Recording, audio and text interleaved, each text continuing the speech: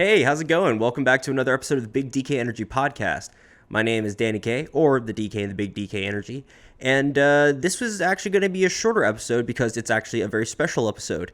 It's our 1 year anniversary. That's right, we did it! Woo! Yeah! Woo! Since October 20th of 2021, we have been trucking along. We're at 47 episodes, this being the 47th episode. We are 5 episodes short of my goal for the year. I wanted to do 52 episodes for 52 weeks, but life gets in the way, so sometimes achieving your goals just comes up a bit short. But that being said, you still went for it, and I don't think that should be uncommended in any sort of form. So that being said, we're at the 1 year mark, and with over 40 episodes, I actually did some research, and as of June of this year, 2022, there are over 2.4 million podcasts out in the ether, and out of those 2.4 million, slightly over 720,000 have more than 10 episodes, so we fit into that category. So I'm very proud of that. I mean, 47 episodes, that's a lot, especially the amount of hours in setting up, editing, putting everything out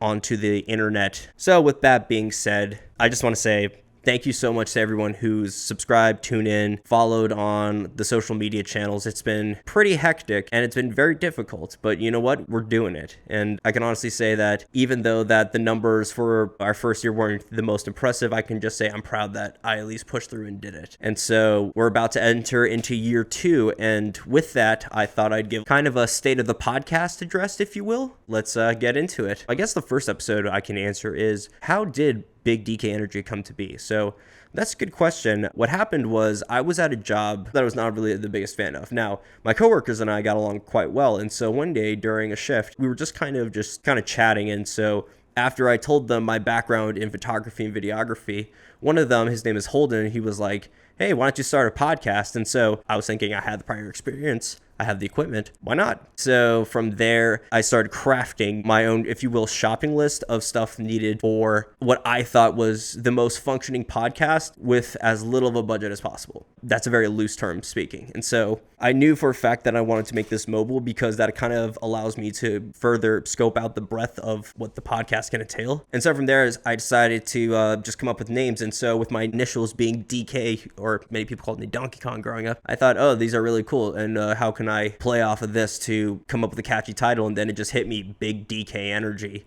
which that already looks lewd enough, but if you used my middle initial, which is Evan, it would be Big Deck Energy. So either way, it was going to sound kind of funny or at least capture people's attentions when you first heard it. With that being said, since I really didn't have much going on in life and I thought I was stuck at a job that I really didn't like, the podcast actually was a new vehicle for me to kind of, I guess, gain back some of my self-confidence I had lost during the pandemic. And so by working to achieve another goal, it kind of brought me out of that funk slowly but surely, and kind of gave me a new purpose in life. Also, halfway through the year, I was researching ways on how to better promote the podcast. And so something that caught my attention was niching down. And so I realized I probably should have a more direct focus if I wanted to gain better traction on the podcast. So I realized there was something in common with every single guest that I've had on the show. And it actually is summed up perfectly in one of my posters up on the wall.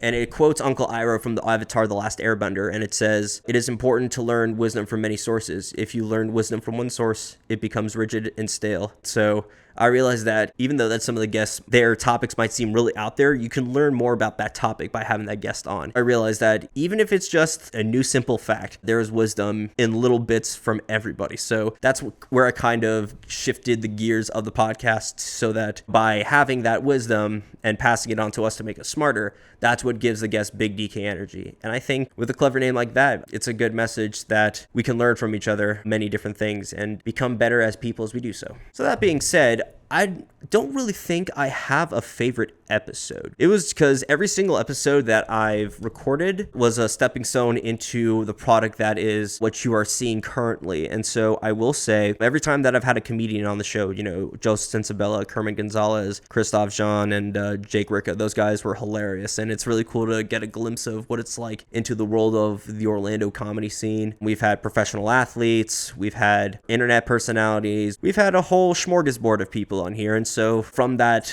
eclectic pool of knowledge, I just realized that I've come to learn to love and appreciate each episode as their own. For the most brainiac intellectual episode, I would say that was Very Ryan Azarkill when I drove up to Georgia to interview with Dakota Freed. I enjoyed doing both their episodes because I did get to do that, solo road trip. And that was fun for me. That was like my first time out of Florida in like 2 years. And so that was kind of a good reason to go and talk to them. But yeah, Ryan was the most brainiac, especially when he spoke about how he held a human heart in his hand. Lastly, when I collabed with those podcasts, Novel Console and Profession Session, those were fun too, because it was fun to collaborate with fellow Orlando podcasters and see who else was in this community. So whatever pursuit you go and undertake, there's always opportunities for learning. And so some of these episodes that I really learned from, I would say for definite fact, episode 5, the first episode with Brooks Jenkins, was one that I learned from because not that I forgot to, I pressed the button, but it didn't hold and record. So for the first 20 minutes of that one episode, there was no audio like this being recorded. So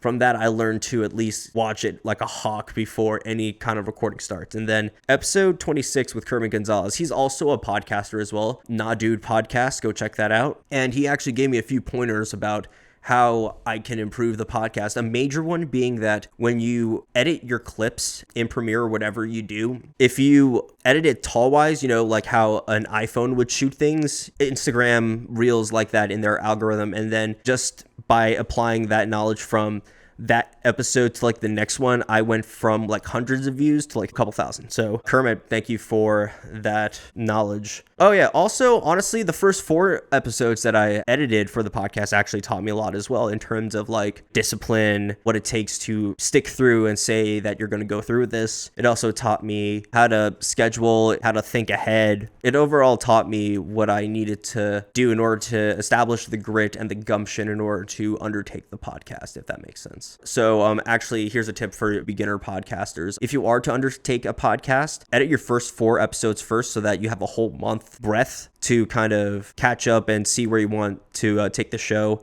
or, see what's working. That will help you in the long run. Oh, and also when it comes to learning, Noah and Alexa taught me something important, especially since my podcast is mobile. It basically taught me how I should assemble my equipment so that it is safe and usable when on the road. Podcasting tips: process your audio through Audacity, or I do it through Audition. I learned that from Chris and Carradine from A Novel Console. You should definitely check them out as well. And I would say for the last thing to kind of go over was what was my biggest struggle for the year. And I would say my biggest struggle for the year was definitely motivation at times, because I was totally motivated to edit the podcast. It's just that there were some people that I knew that were kind of telling me to kind of give it up, especially since like the chances of going as big as Joe Rogan are, 1 in a billion. And I thought, well, by me putting in some work, I better my chances somewhat. And listen, I don't need to be Joe Rogan. I just want this podcast to just eventually cover all my expenses full time. That's all. I don't need to be as big as him. If I do, that's fantastic. And if not, then oh well. But I would say that motivation and as well as finances. Make sure you have some kind of financial base before you start a podcast. That is definitely a piece of advice that I would give. And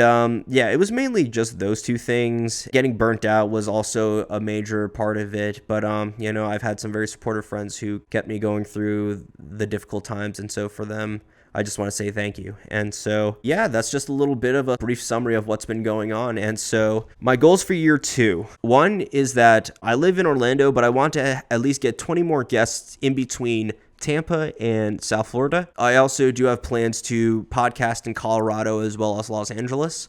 So get tuned for that. Another thing I want to do is get my first 1,000 subscribers on YouTube. Also, another thing I want to do is gain 100 reviews on both Spotify and Apple Podcasts. And lastly, if I can somehow free up some time from this, either get some kind of paid subscription or a Patreon going to support the show. So with that being said, those are the goals for year 2. And besides that, I'm just going to keep continuing on this podcasting journey of mine. Thank you to those who've supported and followed me up until this point. And to anybody else joining the Big DK Energy bandwagon, we welcome you with open arms. We are on YouTube, TikTok, Instagram. You can follow us on all those social medias. We'll put the descriptions in the link down below. I really don't have much more to say except happy 1 year, Big DK Energy. Let's have a great year 2. I'm Danny K of the Big DK Energy podcast, and we are signing off.